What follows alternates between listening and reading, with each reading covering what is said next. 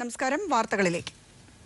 നടിയെ ആക്രമിച്ച കേസുമായി ബന്ധപ്പെട്ട് നടിയും ദിലീപുമായി ബന്ധമുള്ളവരിൽ നിന്നെല്ലാം മൊഴിയെടുത്ത അന്വേഷണ സംഘം. ഇതിന്റെ ഭാഗമായി മഞ്ജു വാര്യരിൽ നിന്നും കഴിഞ്ഞ ദിവസം അന്വേഷണ സംഘം വിവരങ്ങൾ ചോദിച്ചറിഞ്ഞിരുന്നു.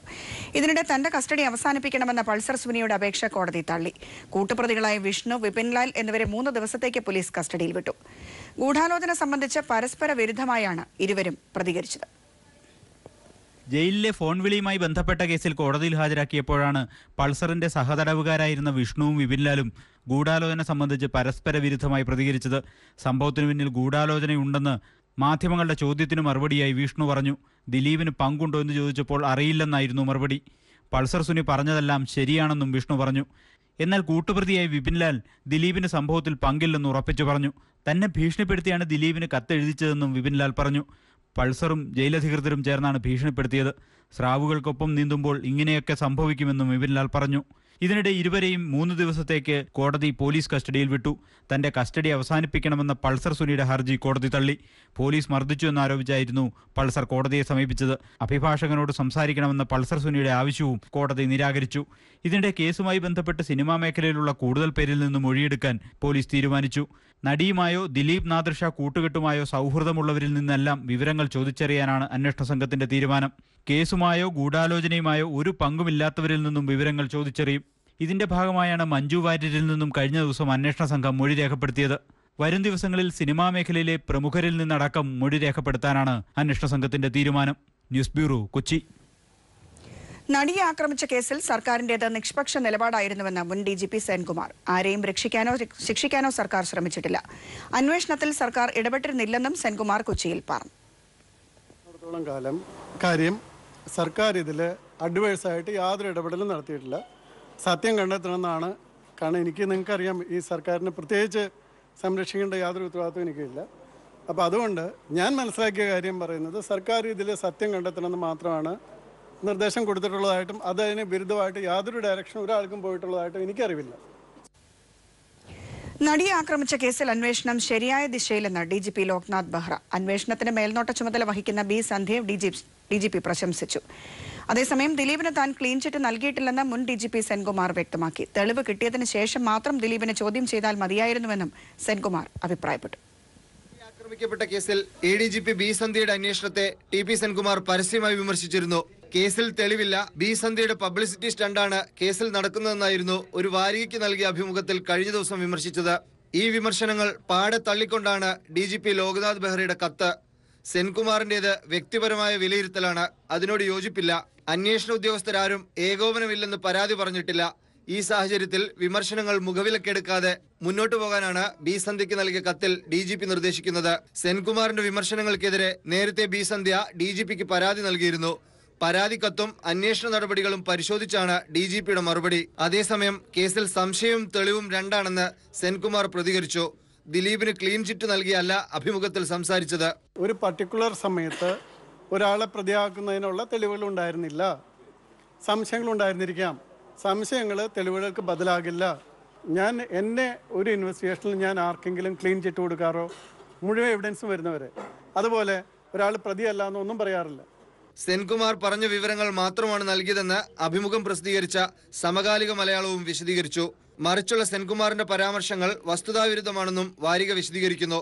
News bureau, Thiruvananthapuram, Kochi. കൊച്ചിയിൽ ആക്രമിക്കപ്പെട്ട നടിയെ അപകീർത്തിപ്പെടുത്തിയ പരാതിയിൽ സംസ്ഥാന വനിതാ കമ്മീഷൻ കേസെടുത്തു. ചാനൽ ചർച്ചകളിലും സമൂഹ മാധ്യമങ്ങളിലൂടെയും നടത്തിയ പരാമർശങ്ങൾ അപകീർത്തികരമാണെന്ന് കാണിച്ച് സിനിമയിലെ വനിതാ സംഘടനയായ വിമൻ ഇൻ സിനിമ കളക്റ്റീവ് നൽകിയ പരാതിയിന്മേലാണ് കേസെടുത്തിരിക്കുന്നത്. പരാതി നേരിട്ട് പരിശോധിക്കാൻ കമ്മീഷൻ ഡയറക്ടർ VU കുര്യാക്കോസിന് ചെയർപേഴ്സൺ MC ജോസഫൈൻ നിർദ്ദേശം നൽകി. എത്രയും വേഗം അന്വേഷിച്ച് റിപ്പോർട്ട് നൽകാനാണ് നിർദ്ദേശം. ഇന്ത്യൻ ലോയേഴ്സ് അസോസിയേഷൻ വനിതാ വിഭാഗവും ഇതിൽ പരാതി നൽകിയിരുന്നു. സ്വാശ്രയ മെഡിക്കൽ പ്രവേശനം ധാരണയിലേക്ക്. കഴിഞ്ഞ വർഷത്തെ ഫീസ് ഘടന മുഴുവൻ സീറ്റുകളിലേക്കും സർക്കാർ അലോട്ട്മെന്റ് നടത്തും. ഇതാണ് സർക്കാർ മുന്നോട്ട് വയ്ക്കുന്ന നിബന്ധന. ഇത് അംഗീകരിക്കുന്ന മാനേജ്മെന്റുകളുമായി സർക്കാർ തിങ്കളാഴ്ച കരാർ ഒപ്പുവയ്ക്കും. അതേസമയം ഫീ റെഗുലേറ്ററി കമ്മിറ്റി പുനഃസംഘടിപ്പിച്ചതിൽ പിശക് പറ്റിയതായും അത് തിരുത്തിയതായും ആരോഗ്യമന്ത്രി KK ശൈലജ വ്യക്തമാക്കി.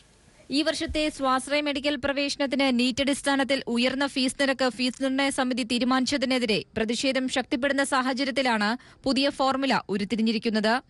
MES കാരക്കോണമടക്കം 8 സ്വാശ്രയ കോളേജുകളാണ് സർക്കാരിനെ സമീപിച്ചിരിക്കുന്നത്. കഴിഞ്ഞ വർഷത്തെ ഫീസ് ഘടന മുഴുവൻ സീറ്റുകളിലേക്കും സർക്കാർ അലോട്ട്മെന്റ് നടത്തും എന്നതാണ് സർക്കാർ മുന്നോട്ട് വയ്ക്കുന്ന നിബന്ധന. ഇത് അംഗീകരിക്കുന്ന മാനേജ്മെന്റുകളുമായി സർക്കാർ തിങ്കളാഴ്ച കരാർ ഒപ്പുവെക്കുമെന്ന് ആരോഗ്യമന്ത്രി KK ശൈലജ വ്യക്തമാക്കി.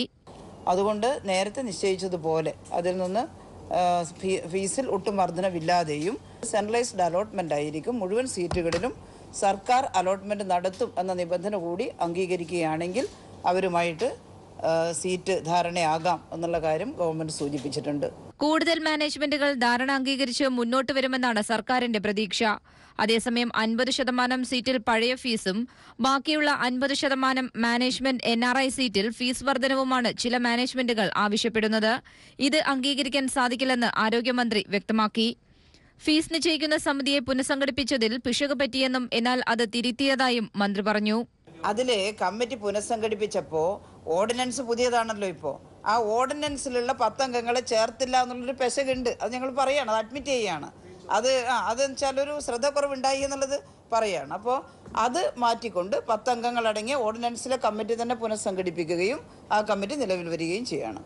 അതേസമയം മുഖ്യമന്ത്രി ആരോഗ്യ സെക്രട്ടറിയെ ശാസിച്ചെന്നും ആരോഗ്യമന്ത്രിയായ തന്നെ അതൃപ്തി അറിയിച്ചെന്നുമുള്ള വാർത്തകൾ അടിസ്ഥാനരഹിതമാണെന്നും മന്ത്രി പ്രതികരിച്ചു. News bureau, Thiruvananthapuram. വാർത്തകൾ തുടരുന്നു. G20 ഉച്ചകോടിക്ക് ജർമ്മനിയിലെ ഹാംബർഗിൽ തുടക്കമായി. ഉച്ചകോടിക്ക് മുൻപായി നടന്ന ബ്രിക്സ് രാജ്യങ്ങളുടെ യോഗത്തിൽ ഇന്ത്യൻ പ്രധാനമന്ത്രി നരേന്ദ്രമോദിയും ചൈനീസ് പ്രസിഡന്റ് ഷീ ജിൻപിങ്ങും പരസ്പരം ഹസ്തദാനം ചെയ്തു. അതിർത്തി തർക്കം ആരംഭിച്ച ശേഷം ഇതാദ്യമായാണ് ഇരു രാജ്യത്തലവന്മാരും പരസ്പരം കണ്ടുമുട്ടുന്നത്. അതിർത്തിയിലെ സംഘർഷ പശ്ചാത്തലത്തിൽ ഉഭയകക്ഷി ചർച്ച നടത്തില്ലെന്ന ഔദ്യോഗിക പ്രഖ്യാപനത്തിന് പിന്നാലെയാണ് മോദിയും ഷീ ജിൻപിങ്ങും അപ്രതീക്ഷിതമായി ബ്രിക്സ് ഉച്ചകോടിയിലെ വേദിയിൽ കണ്ടുമുട്ടിയത്. പരസ്പരം ഹസ്തദാനം ചെയ്ത ശേഷം ചില വിഷയങ്ങൾ സംസാരിച്ചതായി വിദേശകാര്യ വക്താവ് ഗോപാൽ ബാഗ്ലെ ട്വീറ്റ് ചെയ്തു. എന്നാൽ അതിർത്തി തർക്കത്തെക്കുറിച്ച് ചർച്ച നടത്തിയോ എന്ന് വക്താവ് വ്യക്തമാക്കിയില്ല. കൂടിക്കാഴ്ചയ്ക്കിടെ ഇരുവരും പരസ്പരം പുകഴ്ത്തി സംസാരിക്കുകയും ചെയ്തു.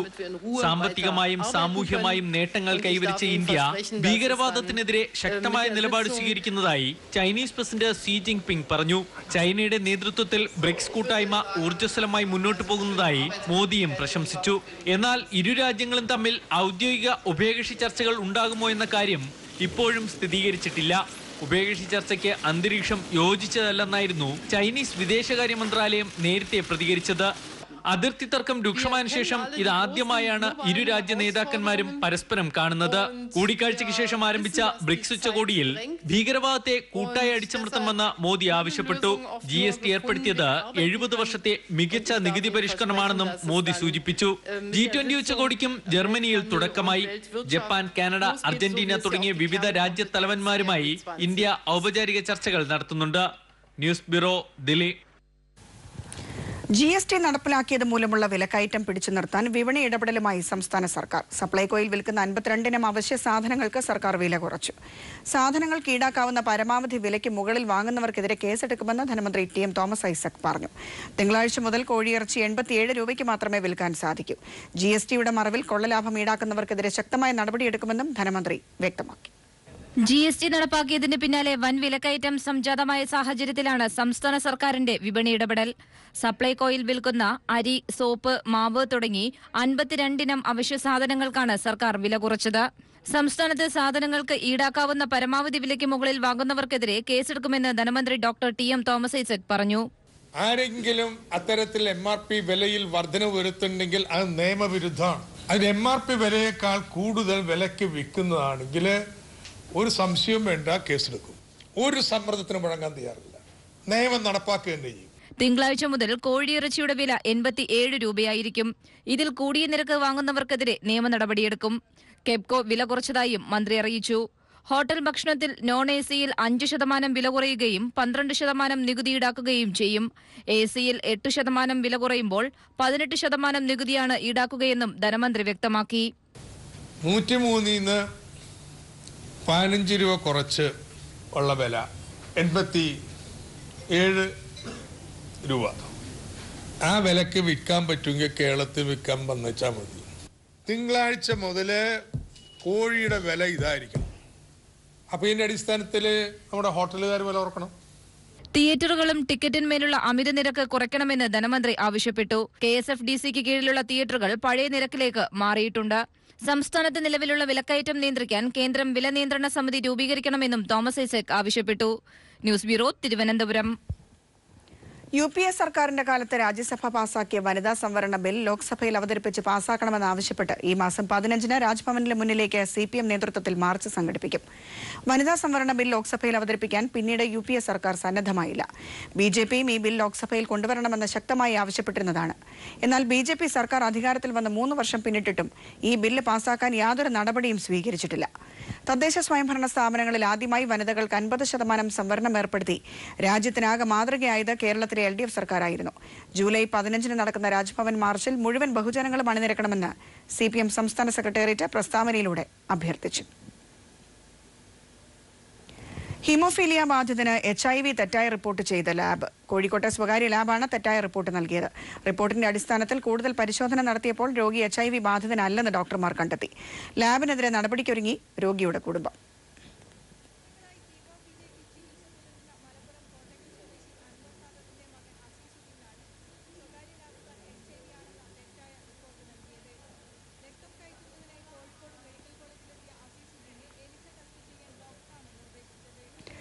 ഭക്തജന സഹസ്രങ്ങൾക്ക് ദർശന പുണ്യം നൽകി പമ്പയിൽ ശബരീശന് ആറാട്ട്.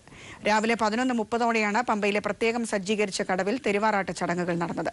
തന്ത്രി കണ്ഠരര് രാജീവരുടെയും മേൽശാന്തി ഉണ്ണികൃഷ്ണൻ നമ്പൂതിരിയുടെയും കാർമ്മികത്വത്തിൽ പൂജകൾക്ക് ശേഷമായിരുന്നു ആറാട്ട്.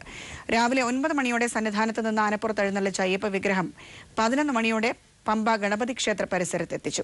ജില്ലാ ഭരണകൂടവും ദേവസ്വം അധികൃതരും ചേർന്ന് ഘോഷയാത്രയെ സ്വീകരിച്ചു. ആറാട്ട് കണ്ട് തൊഴുന്നതിന് ആയിരക്കണക്കിന് ഭക്തരാണ് പമ്പയിലേക്ക് എത്തിയത്. ആറാട്ട് ചടങ്ങുകളോടെ ശബരിമലയിലെ ഈ വർഷത്തെ ഉത്സവത്തിന് സമാപനമായി.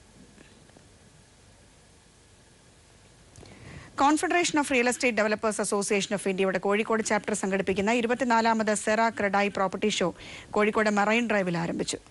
Malabar chamber of commerce president PV Nidheesh പരിപാടി ഉദ്ഘാടനം ചെയ്തു.